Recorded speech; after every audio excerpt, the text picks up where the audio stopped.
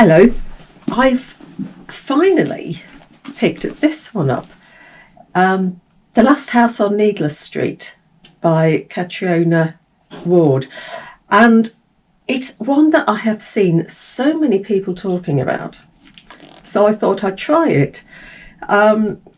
Excuse me.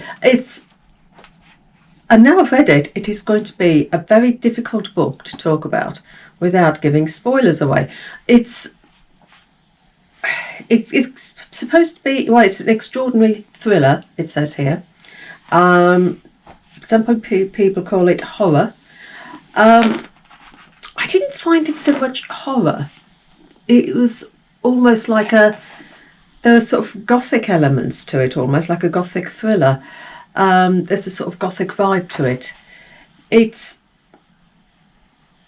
is extraordinary because half the time you don't really know what is going on, and I can't talk a lot about it because it's the not going on, not knowing what is going on, that is part of the whole story, if you see what I mean. Because if you see what I mean. Anyway, it's, as the back says, it's the story of a murderer, a stolen child, revenge, the story of Ted, who lives with his young daughter Lauren and his cat Olivia in an ordinary house at the end of an ordinary street.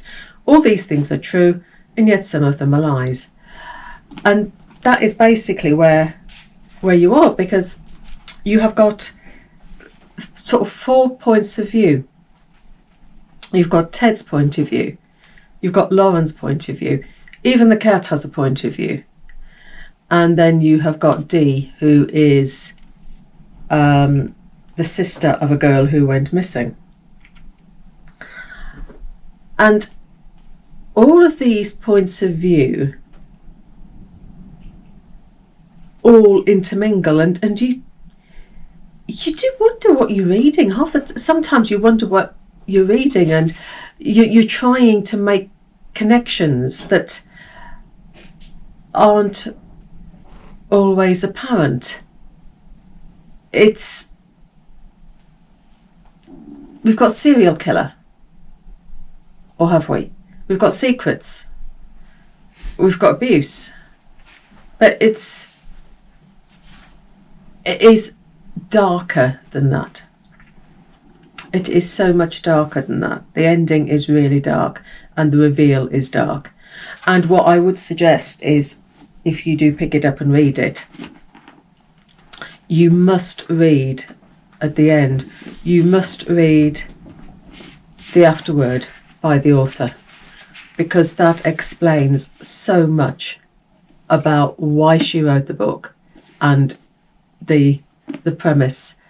And yeah, it's a really complex book, and you don't know what you're reading half the time.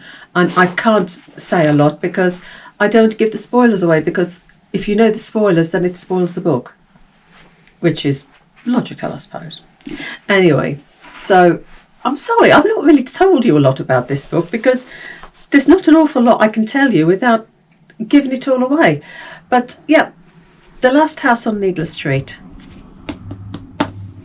If you want to be confused and have a really dark ending, pick this one up. Take care, happy reading, and bye.